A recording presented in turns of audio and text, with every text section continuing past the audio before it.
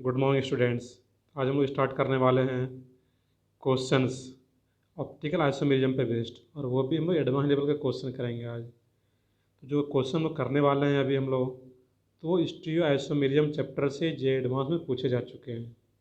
तो किस टाइप के क्वेश्चन पूछे जाते हैं स्पेशली जे एडवांस में स्टीरियो आइसोमेरिज्म के चैप्टर से, उसकी हम लोग आज प्रैक्टिस करने वाले हैं। तो ये बहुत ही इंपॉर्टेंट है, थ्योरी पढ़ने से ज़्यादा इंपॉर्टेंट होता है क्वेश्चन सॉल्व करना, क्योंकि फाइनली एग्ज़ाम में क्वेश्चन ही सॉल्व करने रहते हैं। तो जो थ्योरी मैंने पढ़ा है पीछे, उसको अप्लाई करते हैं हम लोग जे एडवांस के क्वेश्चन में, किस टाइप के क्वेश्चन पूछे जाते हैं। तो आप लोग ये पूरा वीडियो ध्यान से देखेंगे। क्वेश्चन स्टार्ट करने से पहले आप लोग जो इस चैनल पे नए हैं, इस चैनल को सब्सक्राइब कर लें और वीडियो को लाइक कर दें और ज़्यादा से ज़्यादा शेयर करें इसको, जिससे कि ज़्यादा से ज़्यादा स्टूडेंट्स बेनिफिट ले सकें। नेक्स्ट हम लोग स्टार्ट करते हैं 2019 में, पिछले साल का जो क्वेश्चन है यहाँ पे 2019 का पूछा हुआ क्वेश्चन है, उसकी हम लोग बात करें यहाँ पे। क्वेश्चन है, और मैं क्वेश्चन को रीड भी कर देता हूँ। Total number of isomers considering both structural and stereo of cyclic ether with the molecular formula C4H8O। Molecular formula क्या रहा है यहाँ पे है C4H8O। ये मोलिकुलर फार्मूला गिवन है, इसी का यूज़ करके साइक्लिक ईथर बनाना है, और वो भी क्या लेना है इसमें, स्ट्रक्चरल एंड स्टीरियोइसमर्स दोनों को कंसीडर करना है यहाँ पे। तो ऐसे क्वेश्चन को करने का सबसे आसान मेथड ये है कि सबसे पहले जो गिवन मोलिकुलर फार्मूला है उसका आप डी निकालना है। डी क्या होता है, डिग्री ऑफ अनसेचुरेशन। ये आप लोग स्टार्टिंग में पढ़ चुके होंगे डी। इसका जब डिग्री ऑफ अनसेचुरेशन निकालते हैं हम लोग इस केस में यहाँ पे है, तो सबसे पहले यहाँ पे जो ऑक्सीजन है उसको इग्नोर करते हैं हम लोग इस केस में। फिर C4H8 है, 4 कार्बन के क्रॉसपॉन्डिंग अल्केन बनाते हैं वहाँ पे है, तो C4 CnH2n+2, तो इसमें हाइड्रोजन कितना हो जाएगा 10। ये डी निकालने का प्रोसेस होता है, मैं इसके लिए अलग से भी एक वीडियो बना दूंगा यहाँ पे। तो C4H10, तो यहाँ पे क्या रहेगा C4H10, तो 10 माइनस, और इसमें कितना था गिवन फार्मूला में 8 हाइड्रोजन, 10 माइनस 8 डिवाइडेड बाई 2, तो ये क्या निकल के आ रहा है 1। तो ये डी निकालने का प्रोसेस रहता है। तो इसका डी क्या निकल गया यहाँ पे 1, जो कि यहाँ पे ऑलरेडी लिख रखा है मैंने। तो डी क्या आ गया इसमें 1, और जैसे इसका डी 1 आ गया इस केस में यहाँ पे, तब हम लोग समझ पाएंगे यहाँ पे है कि डी 1 का मीनिंग क्या होता है वहाँ पे। आइदर वन रिंग, मैं लिख देता हूँ यहाँ पे, आइदर वन रिंग और one double bond, one double bond, one double bond रहेगा इस केस में यहाँ पे। इसको डी को डबल बॉन्ड इक्विवेलेंट भी बोला जाता है, या हाइड्रोजन डिफिशियंसी इंडेक्स, तो ये भी आप लोग याद रखेंगे। अब यहाँ पे जैसे पता चल गया कि यहाँ पे एक ही रिंग हो सकता है या फिर एक डबल बॉन्ड हो सकता है, तो क्वेश्चन अगर ध्यान से आप लोग देखेंगे तो यहाँ पे क्वेश्चन लिखा हुआ है कि साइक्लिक ईथर ही लेना है, वहाँ पे ओपन चेन ईथर नहीं लेना है। और जैसे एक साइक्लिक बनाए दैट मीन्स एक रिंग बनाना है, तो जो DU1 आ रहा था उसी रिंग बनाने में इन्वॉल्व हो जाएगा। दैट मीन्स उसके अलावा अब कोई भी डबल बॉन्ड नहीं हो पाएगा वहाँ पे, सिर्फ एक रिंग ही बनेगा वहाँ पे। इतना क्लियर हो गया। आगे देखना था यहाँ पे, इस केस में अगर आगे देखें हम लोग यहाँ पे है, तो अब यहाँ पे देखना ये था कि सबसे पहले हम लोग कितने मेंबर का रिंग बनाए यहाँ पे। तो साइक्लिक ईथर बनाना है, दैट मीन्स एक ऑक्सीजन तो रिंग में ही रहेगा हमेशा, और 4 कार्बन आ रहे, तो सबसे पहले एक ऑक्सीजन को रिंग में रखते हुए और 4 कार्बन को यहाँ पे रखते हुए 5 मेंबर रिंग बना लिया यहाँ पे। सबसे पहले 5 मेंबर रिंग, एक ऑक्सीजन और 4 कार्बन का रिंग। फिर क्या करेंगे, उसमें हम लोग कम कर सकते हैं यहाँ पे। तो सबसे पहले हाईएस्ट नंबर ऑफ कार्बन का रिंग बनाना है, कार्बन एंड ऑक्सीजन मिला करके, क्योंकि साइक्लिक की तरह बनाना हम लोगों को। अब क्या किया, एक कार्बन कम कर देना है यहाँ पे, तो एक कार्बन को बाहर ले आए, 4 मेंबर रिंग ही बनाना है। और 4 मेंबर रिंग अगर बनाते हैं यहाँ पे है, और एक ऑक्सीजन को रखना है, साइक्लिक की तरह बनाना है यहाँ पे है, तो एक मिथाइल ग्रुप को हम लोगों ने बाहर कर लिया यहाँ पे। जैसे CH3 को बाहर कर लिया गया यहाँ पे है, अब ये जो कार्बन है यहाँ पे है, ये एक कायरल कार्बन है। फर्स्ट वाला में कोई कायरल कार्बन नहीं है, यहाँ पे एक जो कार्बन है वो कायरल है। कायरल कार्बन कैसे चेक करते हैं, उसके लिए ऑलरेडी मैंने वीडियो बना रखा है यहाँ पे है, लेक्चर नंबर 5 जाके देख सकते हैं, उसका मैं लिंक भी डिस्क्रिप्शन में दे दूँगा, आप लोग वहाँ से जब भी जाके देख सकते हैं। एक ये कायरल कार्बन है यहाँ पे है, और जब भी एक कायरल कार्बन हो तो हमेशा ऑप्टिकली एक्टिव कंपाउंड आता है, दैट मीन्स इसका एक मीजो फॉर्म में एग्जिस्ट करेगा। दैट मीन्स ये R फॉर्म में भी रहेगा और इसका एक S फॉर्म भी रहेगा, ये 2 फॉर्म में रहेगा यहाँ पे। सिमिलरली हम लोग इस थर्ड की बात करें यहाँ पे, तो ये जो CH3 आ रहा था उसका हम लोग पोजीशन चेंज कर सकते हैं ऑक्सीजन के रेस्पेक्ट में। तो ऑक्सीजन के रेस्पेक्ट में इसको अगर यहाँ पे डायगोनली रख दिया है, CH3 को यहाँ पे है, तो ये भी एक CH3 आ गया इस केस में। अब देखना कि इसमें कोई कायरल कार्बन है या नहीं है। तो इस केस में अगर आप देखेंगे तो यहाँ पे कोई भी कायरल कार्बन नहीं है यहाँ पे, क्योंकि इधर तो CH3 एक H है, लेकिन इधर का पार्ट सेम है यहाँ पे। दैट मीन्स इसमें कोई कायरल कार्बन, तो ये यहाँ पे सिंगल का कंपाउंड ही रहेगा यहाँ पे। यहाँ से क्या मिल रहा था, दो मैं लिख दूँ अगर यहाँ पर, और यहाँ से एक ही मिल रहा था। नेक्स्ट यहाँ पे है, तो 4 मेंबर रिंग में और भी कोई पॉसिबिलिटी नहीं है वहाँ पे, साइकिल की तरह नहीं बन सकता ये दो के अलावा। हम लोग 3 मेंबर रिंग पे आ जाते हैं। तो 3 मेंबर रिंग 2 कार्बन और एक ऑक्सीजन को मिला के बनाना था, तो बच गया 2 कार्बन। तो 2 कार्बन को बाहर रखना है, तो 2 कार्बन को जब बाहर रखेंगे तो एक ही कार्बन पे हम लोग इथाइल ग्रुप लगा दिए इस केस में। और जैसे इस कार्बन पे इथाइल ग्रुप लग गया तो एक H है यहाँ पे अंडरस्टूड है, एक इथाइल हो गया, एक इधर का ग्रुप हो गया और एक इधर का अलग ग्रुप हो गया, तो ये कायरल कार्बन हो गया। और जैसे कायरल कार्बन हो गया उस केस में वहाँ पे है, तब वहाँ पे क्या करेंगे हम लोग, तो उसका एक दूसरा फॉर्म भी रहेगा जो कि ऑप्टिकली एक्टिव ये भी है, और उसका दूसरा फॉर्म भी रहेगा ऑप्टिकली एक्टिव। तो ये भी बेसिकली 2 फॉर्म में एग्जिस्ट करेगा, और एस के फॉर्म में ये भी एग्जिस्ट करेगा यहाँ पे। नेक्स्ट यहाँ पे है, तो इसमें जब जो इथाइल ग्रुप आ रहा था यहाँ पे, अब इथाइल ग्रुप को हम लोग 2 मिथाइल ग्रुप में शिफ्ट कर सकते हैं। तो एक मिथाइल ग्रुप को इस पोजीशन पे लगा दिया और एक मिथाइल ग्रुप को इस पोजीशन पे लगा दिया। मॉलिक्यूलर फार्मूला तो ये रखना था। अब यहाँ पे जब देखेंगे ये फॉर्म आ गया दूसरा, तो इस केस में क्या रहेगा, 2 कायरल सेंटर बन रहा है यहाँ पे। और जब 2 कायरल सेंटर बन रहा है तो ये किस टाइप का आ रहा है, सिमेट्रिकल टाइप का आ रहा है यहाँ पे। और जब सिमेट्रिकल टाइप का होगा इस केस में यहाँ पे है, तो देखने कि यहाँ पे 2 chiral centre with similar ends. हम लोग पीछे इसके जस्ट लेक्चर 14 में पढ़े थे, जो पिछला वीडियो आया था, C*2 और ये क्या है, सिमिलर। इसमें यहाँ पे देखना कि कितना स्टीरियोआइसोमर्स रहेगा। तो यहाँ पे क्या रहेगा, फार्मूला हम लोग पढ़े थे 2⁻n-1 + 2⁻n/2। ये क्या रहेगा इस केस में, यहाँ पे n/2 - 1, तो ये क्या आता है यहाँ पे 3। ये ऑलरेडी हम लोग पढ़ चुके हैं, तो ये क्या रहेगा इसमें 3। पिछले केस में क्या रहा था 2R+, दैट मीन्स 2। इस केस में देखें तो इसमें कोई कायरल सेंटर नहीं आ रहा है यहाँ पे, कोई भी कायरल सेंटर नहीं बन पा रहा है यहाँ पे। दैट मीन्स इसमें एक सिंगल ही कंपाउंड रह गई है।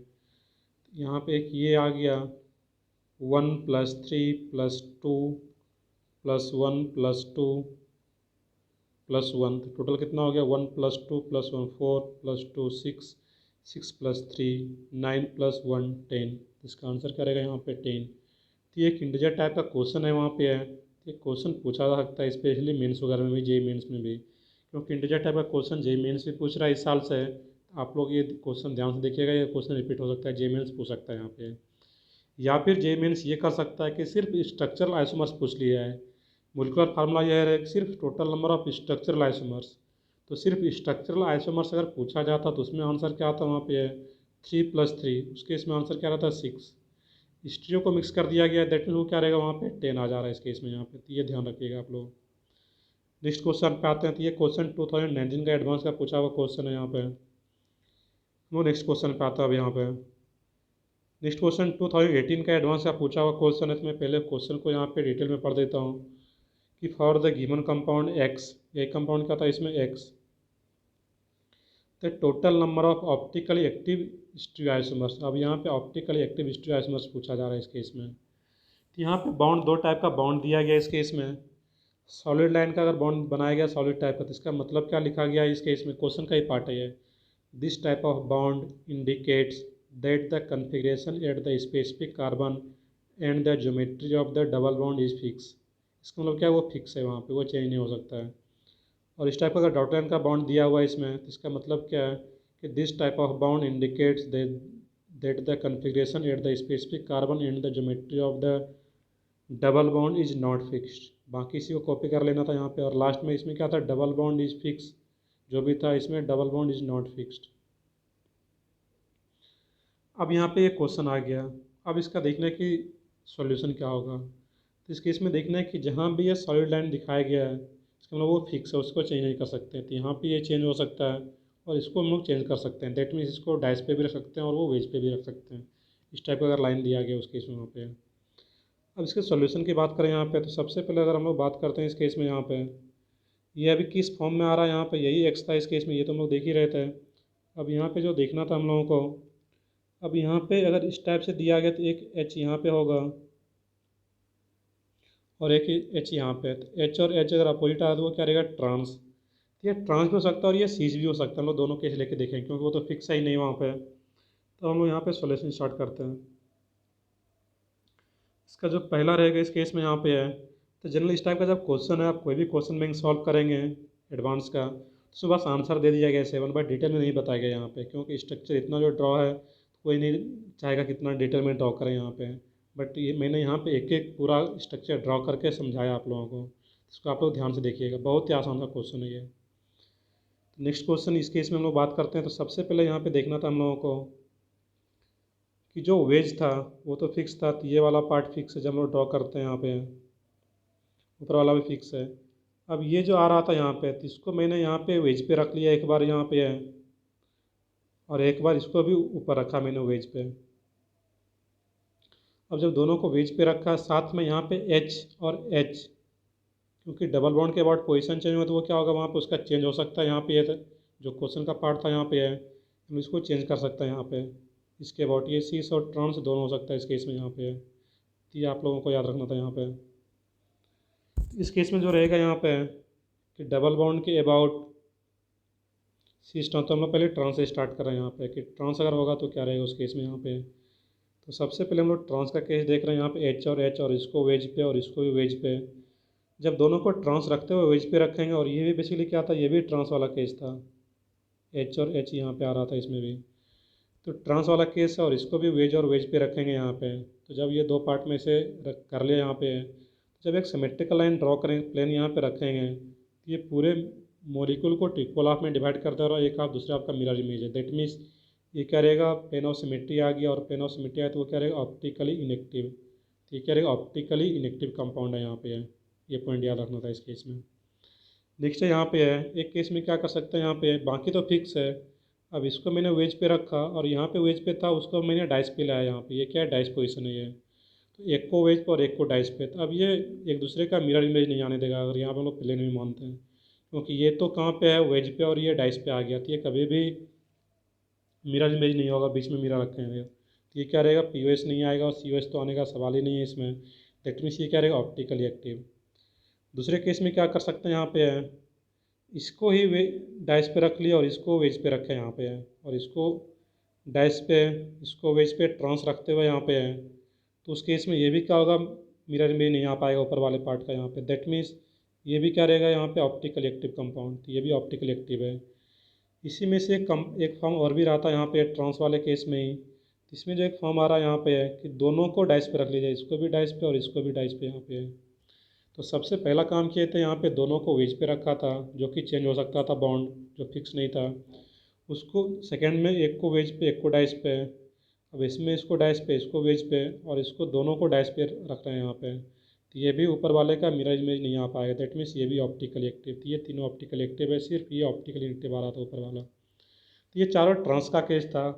अब यहाँ पे सीस वाला केस देखें यहाँ पे, तो जब सीस वाला केस देखेंगे हम लोग यहाँ पे, इसमें भी बेसिकली जो रहेगा यहाँ पे 4 केस रहेगा। तो ये सीस सब केस में यहाँ पे सीस बना लेना था, यहाँ पे लिखा हुआ है सब सीस आ रहा है वहाँ पे, एच और एस सेम साइड है। और उसके बाद सोचना था वहाँ पे हम लोगों को कि ये भी वेज पे और ये भी वेज पे, तो केस ये आ जाएगा। लेकिन ये ट्रांस था ऊपर और ये नीचे क्या था इस केस में यहाँ पे सीस, तो ट्रांस का कन्फिग्रेशन मिरर में सीस कभी नहीं हो पाएगा, वो ट्रांस ही रहेगा वहाँ पे। दैट मीन्स ये भी ऑप्टिकली एक्टिव है, क्योंकि यहाँ पे ये प्लेन ऑफ सिमेट्री नहीं आ पाएगा। टू इक्वल हाफ में तो डिवाइड करेगा, बट एक हाफ दूसरे हाफ का मिरर इमेज नहीं हो सकता है, क्योंकि ऊपर ट्रांस हमेशा वो फिक्स है और नीचे सीस यहाँ पे ले रहे हैं हम लोग। तो ये कभी भी मिरर इमेज नहीं आएगा, तो पी नहीं आ रहा है दैट मीन्स, और सी तो आएगा ही नहीं, तो ये क्या रहेगा, ऑप्टिकली एक्टिव। इस केस की बात करें यहाँ पे है, तो सी रखते हुए इसको वेज पे और इसको डाइस पे यहाँ पे है, तो ये भी क्या रहेगा, ऑप्टिकली एक्टिव, पी नहीं आ पाएगा यहाँ पे है। थर्ड केस में यहाँ पे है, इसको डाइस पे और इसको वेज पे रख रहे हैं यहाँ पे है, तो ये भी मिरर इमेज नहीं आ पाएगा यहाँ पे ऊपर वाले का, तो ये भी ऑप्टिकली एक्टिव। और लास्ट केस जो बनता है यहाँ पे, दोनों को डाइस पोजिशन पर रख लिया, तो ये भी क्या रहेगा यहाँ पे है, ऑप्टिकली एक्टिव, ऊपर वाले का मिरर इमेज नहीं आ पाएगा। तो यहाँ पे ये चारों ऑप्टिकल एक्टिव सीस के केस में, जबकि ट्रांस के केस में 3 ऑप्टिकल एक्टिव और एक ऑप्टिकली इनेक्टिव आ जाता था। इसका रीज़न हम लोग यहाँ पे देख पा रहे थे क्लियरली, क्योंकि ये बिल्कुल सेम आ जा रहा था यहाँ पे जब दोनों को डाइस पे रख लेंगे। तो यहाँ पे अगर ऑप्टिकली इनेक्टिव पूछा जाता तो वो क्या रहता, 1। ऑप्टिकल एक्टिव पूछा गया था, दैट मीन्स आंसर क्या रहा है इसका यहाँ पे, 7। तो ये काफ़ी ट्रिकी क्वेश्चन था, तो इसको आप लोगों को ध्यान से सॉल्व करना था। नेक्स्ट क्वेश्चन की बात करें हम लोग यहाँ पे है क्वेश्चन नंबर 3 की बात करते हैं यहाँ पे, जो कि जेई एडवांस 2016 में पूछा गया क्वेश्चन। अब यहाँ का जो क्वेश्चन है, जैसे कि हम लोग ऊपर का 2 क्वेश्चन देखे थे, तो वो क्वेश्चन डायरेक्ट स्टोचस्टिक पे बेस्ड था। But maximum time J advance करता क्या है कि ऐसा क्वेश्चन फ्रेम करता है कि वो जेई स्टोचस्टिक का भी कंसेप्ट चेक कर ले और बाकी किसी दूसरे चैप्टर का भी कंसेप्ट चेक कर लेता है वो। तो ये ध्यान देना चाहिए, जनरली जे एडवांस ऐसा क्वेश्चन पूछता है वहाँ पे। इस क्वेश्चन की बात करते हैं, जो कि 2016 में आया हुआ एडवांस में। In the following monobromination reaction the number of possible chiral product. अब यहाँ पे कायरल प्रोडक्ट का मतलब क्या है कि वो ऑप्टिकली एक्टिव, तो कायरल प्रोडक्ट बोला जाए दैट मीन वो क्या चेक करना हम लोगों को वहाँ पे, ऑप्टिकली एक्टिव, तो कैसा कंपाउंड हो ऑप्टिकली एक्टिव। तो सबसे पहले यहाँ पे चेक करेंगे हम लोग कि मोनोब्रोमिनेशन रिएक्शन जब होता है तो जितना डिफरेंट टाइप का हाइड्रोजन प्रेजेंट होगा उस मॉलिक्यूल में, उतना मोनोब्रोमो प्रोडक्ट बनता है यहाँ पे। तो इस केस में देखें तो यहाँ का जो कार्बन है ये डिफरेंट हाइड्रोजन होगा, ये भी डिफरेंट हाइड्रोजन है, ये भी डिफरेंट हाइड्रोजन होगा, ये भी डिफरेंट हाइड्रोजन होगा और ये भी डिफरेंट हाइड्रोजन होगा। ये रिएक्शन का पार्ट है वहाँ पे। क्योंकि यहाँ पे ब्रोमीन को लगाएंगे तो इसका नेम अलग होगा, यहाँ पे ब्रोमीन को ऐड करते हैं तो यहाँ पे नेम अलग होगा, यहाँ पे ब्रोमीन को ऐड करें तो उसका नेम अलग आ जाएगा कंपाउंड का, यहाँ पे ब्रोमीन को ऐड करें तो उसका नेम अलग हो जाएगा, और इस कंपाउंड पे इस कार्बन पे ऐड करेंगे ब्रोमीन को तो उसका नेम अलग हो जाएगा वहाँ पे। तो इसमें देखना है कि अगर सिर्फ स्ट्रक्चरल प्रोडक्ट पूछा जाता यहाँ पे है तो फिर तो हम लोग वहाँ पे अलग से क्वेश्चन रहता, बट यहाँ पे कायरल प्रोडक्ट पूछा जा रहा है और यहाँ पे लिख भी रखा है नीचे कि नॉन्सियोमेरिकली प्योर कंपाउंड है ये। इसका मीनिंग क्या है कि इसका जो कन्फिग्रेशन है वो फिक्स है, वो चेंज नहीं कर सकते अपने मन से हम लोग वहाँ पे, जब तक कि इस कारण पे कुछ डिस्टर्बेंस ना आ जाए वहाँ पे। तो ये पॉइंट याद रखना था। नेक्स्ट है यहाँ पे हम लोग एक एक कार्बन पे, यहाँ से हम लोग स्टार्ट करते हैं वहाँ पे ब्रोमीन लगाना स्टार्ट करेंगे हम लोग वहाँ पे। तो सबसे पहले हम लोग यहाँ पे अगर ब्रोमीन लगाते हैं इस कार्बन पे, नीचे वाले कार्बन पे, तो नीचे वाले कार्बन पे ब्रोमीन अगर लग रहा है, ये कार्बन तो कायरल नहीं होगा, बट ये कार्बन अभी भी क्या आ रहा है यहाँ पे है, कायरल कार्बन है, और एक ही कायरल कार्बन तो हमेशा मॉलिक्यूल क्या रहेगा, कायरल रहेगा वहाँ पे, ये ऑप्टिकल एक्टिव रहेगा। नेक्स्ट है यहाँ पे इस H को एक Br से रिप्लेस कर दिया जाए, यहाँ पे मोनोब्रोमिनेशन कर दिया जाए। जैसे यहाँ पे H हट के Br आ गया, अब ये कार्बन कायरल नहीं रह गया और एक भी कायरल कार्बन नहीं है इस केस में, तो यहाँ पे POS आ जाएगा, जिसके चलते ये optical inactive that means achiral आ जाएगा यहाँ पे। इस कार्बन पे, ऊपर वाले कार्बन पे अगर Br को ऐड करते हैं हम लोग वहाँ पे, तो एक HBr तो नीचे था ही, और ऊपर वाले कार्बन पे अगर यहाँ पे हम लोग फिक्स करते हैं इस केस में यहाँ पे, तो एक H और एक Br, ये H और Br ऐसे भी ऐड कर सकते हैं यहाँ पे है, या फिर इसमें Br को लेफ्ट साइड और H को राइट साइड रख सकते हैं। यही दो पॉसिबिलिटी है यहाँ पे। नीचे वाला तो फिक्स है हमेशा, उसको चेंज नहीं कर सकते, ये क्या है, फिक्स है वो। तो इसमें दो पॉसिबिलिटी है कि H और Br को इस टाइप से यहाँ पे रख सकते हैं और H और Br को यहाँ पे है। तो जैसे H और Br को यहाँ पे रखेंगे तो इसमें भी POS नहीं मिल पा रहा है यहाँ पे है, तो ये भी क्या रहेगा, इधर नीचे है इथाइल और नीचे मिथाइल और ऊपर इथाइल आ रहा है, डिसिमिलर एंड्स आ रहा है, दैट मीन्स ये भी क्या रहेगा, ऑप्टिकल एक्टिव, ये भी कायरल प्रोडक्ट होगा। इस केस में देखें यहाँ पे HBr, यहाँ पे मिथाइल और इधर इथाइल, ये भी डिसिमिलर एंड्स है, तो जब भी डिसिमिलर एंड्स का केस आता है तो हमेशा क्या रहेगा, ऑप्टिकल एक्टिव। तो ये भी क्या आ रहा है, ऑप्टिकल एक्टिव आ रहा है इस केस में, यहाँ पे ये भी कायरल प्रोडक्ट आ रहा है इस केस में। नेक्स्ट है इसमें यहाँ पे है, इस केस की बात करें हम लोग यहाँ पे है, अब यहाँ पे CH2 जो आ रहा था वहाँ पे है, इस कारण की मैं बात करूँ यहाँ पे, मैंने अभी यहाँ पे लगा के चेक किया था, अब इस कारण पे लगाएंगे फिर लास्ट में वहाँ पे लगाएंगे, हर एक पोजीशन पे लगा के चेक करना है। तो हम लोग इस कार्बन पे लगाते हैं यहाँ पे है CH2 CH3 से जस्ट पहले वाले कार्बन पे, तो यहाँ पे CH3 HBr, तो ये तो फिक्स है, इसको चेंज कर नहीं सकते हैं। इसमें H और Br को हम लोग चेंज कर सकते हैं यहाँ पे, बट H और Br को, जब Br को इधर रखे राइट साइड और H को लेफ्ट साइड, तो इसमें प्लेन ऑफ सिमेट्री मिल जा रहा है यहाँ पे। ये पूरे मोलिक्यूल को ट्रिपल हाफ में डिवाइड कर रहा है, और ऊपर वाला पार्ट नीचे वाले पार्ट का क्या रहेगा, मिरर इमेज, दैट मीन्स ये अकायरल प्रोडक्ट आ रहा है, ऑप्टिकल इनएक्टिव आ रहा है वहाँ पे। अब Br को अगर लेफ्ट साइड रख दिया जाए उसी कारण पर, H को राइट साइड, अब इसमें प्लेन ऑफ सिमेट्री और सेंटर ऑफ सिमेट्री नहीं आ पाता है, जिसके चलते ये ऑप्टिकल एक्टिव है, दैट मीन्स कायरल है यहाँ पे। और लास्ट में क्या रहेगा इसके, इसमें यहाँ पे CH3 CH2 CH2 CH2 Br, तो यहाँ पे Br लग रहा है तो इधर का कोई तो कायरल नहीं बन रहा है, बट ये अभी भी कायरल प्रोडक्ट है यहाँ पे, उसका कन्फिग्रेशन क्या रहेगा, फिक्स है वो। तो एक ये भी कायरल है यहाँ पे। तो टोटल कायरल जो आ रहा है इस केस में यहाँ पे 1 2 3 4 5, तो 5 क्या आ रहा है इसमें, chiral, that means optically active, और 2 achiral, that means optical inactive. तो आंसर क्या आ जाता है इस केस में, यहाँ पे है 5। नेक्स्ट है इस केस में, नेक्स्ट क्वेश्चन एक और क्वेश्चन में प्रैक्टिस कराऊँ आप लोगों को, जो कि जेई एडवांस 2011 में पूछा गया है। ये भी मोनोक्लोरिनेशन करके यहाँ पे पूछा गया था। ये भी डायरेक्टली नहीं पूछ के उसमें हिस्ट्री आइसोमर्स को इन्वॉल्व कर दिया गया यहाँ पे है। तो मैक्सिमम टाइम जेई एडवांस करता ही है कि दूसरे क्वेश्चन में जे हिस्ट्री आइसोमर्स का क्वेश्चन मिक्स करता है दूसरे चैप्टर के क्वेश्चन में। बट क्वेश्चन जेई एडवांस के लिए तो ये सबसे इंपॉर्टेंट टॉपिक रहता है हिस्ट्री आइसोमेरिज्म, क्योंकि यहाँ पे अच्छे क्वेश्चन बन जाते हैं। तो नेक्स्ट क्वेश्चन की बात करते हैं। The maximum number of isomers including history isomers that are possible on monochlorination of the following compound is, एक ये कंपाउंड गिवन है यहाँ पे। अब इसमें भी चेक करना था यहाँ पे कि कितनी मोनोक्लोरोपोर्ट कितना मिलेगा वहाँ पे, जितना डिफरेंट टाइप का हाइड्रोजन प्रेजेंट होगा उतना डिफरेंट टाइप का स्ट्रक्चरल प्रोडक्ट मिलेगा। तो पहले स्ट्रक्चरल प्रोडक्ट ड्रॉ कर लेंगे, उसके बाद वहाँ पे हम लोगों को देखना रहेगा कि उसमें स्ट्रियो इंक्लूडिंग स्ट्रियो, तो फिर देखेंगे किसमें किसमें कैरल सेंटर वगैरह बन रहा है वहाँ पे, वो चेक करेंगे वहाँ पे। तो सबसे पहले मैं यहाँ पे बताऊँ इस केस में नंबर ऑफ़ डिफरेंट हाइड्रोजन कितना यहाँ पे। तो इस केस में डिफरेंट हाइड्रोजन की बात करें तो इधर भी मिथा CH3, इधर भी CH3 सेम डिस्टेंस पे, तो ये और ये सेम, इसमें एक ये CH2 और एक ये CH2 बिल्कुल सेम है वहाँ पे है। एक ये H तो अलग है यहाँ पे, और ये जो CH3 है ये फिर अलग टाइप का रहेगा यहाँ पे, ये फिर अलग टाइप का आ जाएगा ये हाइड्रोजन। तो डिफरेंट टाइप का कितना हाइड्रोजन आ गया इस केस में, यहाँ पे है 1 2 3 4, 4 डिफरेंट टाइप का हाइड्रोजन प्रेजेंट है यहाँ पे है।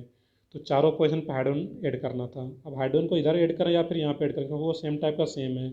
CH2 पे ऐड करो या फिर CH2 पे ऐड करेंगे वो सेम रहेगा वहाँ पे।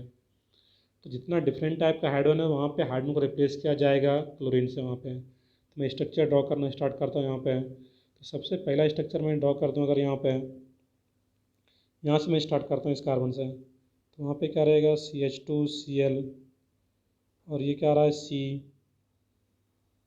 CH3H, CH2CH3। अब इस केस में यहाँ पे इसको फिक्स नहीं किया हुआ है, तो ये R और S दोनों हो सकता है। तो इसमें एक कायरल सेंटर है और ये R और S दोनों हो सकता है। तो यहाँ पे कितना मिलेगा, 2 पोर्ट मिल रहा है इस केस में यहाँ पे। और ये दोनों का दोनों क्या रहेगा, ऑप्टिकली एक्टिव रहेगा यहाँ पे, दोनों का दोनों क्या रहेगा, ऑप्टिकली एक्टिव। नेक्स्ट है यहाँ पे बीच वाले पर इसको ऐड कर दिया है यहाँ पे, तो ये क्या रहेगा इस केस में CH3 CHCl, और ये क्या था CH CH3, तो इधर क्या था CH2CH3। अब यहाँ पे दो दो कैरल सेंटर है, ये भी एक कैरल सेंटर हो गया इस केस में यहाँ पे है, ढंग से बना देता हूँ मैं यहाँ पे, एक ये भी कैरल सेंटर और एक ये भी कैरल सेंटर है, दो दो कैरल सेंटर है। और एंड्स कैसा है इसका, dissimilar ends, that means 2:n formula apply करते थे, ये क्या आता है यहाँ पे टोटल 4, दो कैरल सेंटर आ रहा है और डिसिमिलर एंड्स आ रहा है, तो यहाँ पे 4 मिल गया। अब यहाँ पे क्या करना था, मैं इसी में ऐड कर देता हूँ एक क्वेश्चन, या फिर यहाँ पे जगह मैं यहाँ पे ड्रॉ कर देता हूँ इस केस में। अगर यहाँ पे इस हाइड्रोजन को रिप्लेस कर दिया जाए वहाँ पे, तो ये क्या बनेगा CH3 CH2 CCl CH3 CH2 CH3। अब यहाँ पे देखना है कोई कायरल सेंटर है या नहीं है, तो यहाँ पे कोई भी कायरल सेंटर नहीं आ रहा है, क्योंकि इस केस में इधर भी इथाइल आ रहा है और इधर भी इथाइल आ रहा है यहाँ पे। तो ये कार्बन कभी भी कायरल नहीं हो पाएगा यहाँ पे, तो ये सिंगल प्रोटीन बनेगा यहाँ पे, एक ही आ जाता है यहाँ पे। एक और ऊपर वाले कार्बन पे मैं ऐड करूँ इस केस में यहाँ पे है, चलो मैं यहाँ पे ऐड कर देता हूँ इस केस में CH3 CH2 CH CH2 CH3, और इस केस में क्या रहेगा यहाँ पे है CH2Cl। अब देखना था कि यहाँ पे Cl लग गया, बट अभी भी ये कार्बन जो है कायरल नहीं है, कायरल कार्बन नहीं है, क्योंकि इधर भी क्या इथाइल इधर भी इथाइल है, तो ये भी सिंगल प्रोटीन देगा, क्योंकि ये कोई कायरल कार्बन नहीं है उसमें यहाँ पे। एक यहाँ से मिल रहा था, एक यहाँ से मिल रहा था 2 + 2 4 और +4 8, तो इसका आंसर क्या आता है यहाँ पे 8। तो इस टाइप का क्वेश्चन पूछा जाता है इस केस में यहाँ पे। तो जनरली ये डायरेक्टली स्टोयासमर से क्वेश्चन ना पूछ के यहाँ पे इसमें दूसरे चैप्टर के क्वेश्चन में इसको मिक्स कर दिया जाता है, डेट में से इंपॉर्टेंट क्वेश्चन आता है, स्पेशली जे एडवांस के पॉइंट ऑफ व्यू से। तो नेक्स्ट चैप्टर में भी हम लोग और कुछ क्वेश्चन की प्रैक्टिस करेंगे। तो जो लोग चैनल को सब्सक्राइब नहीं किए हैं वो चैनल को ज़रूर से ज़रूर सब्सक्राइब कर दें, क्योंकि हम लोग ऐसे ही थ्योरी के साथ साथ क्वेश्चन का भी प्रैक्टिस करेंगे, अच्छे लेवल के क्वेश्चन के। Thank you.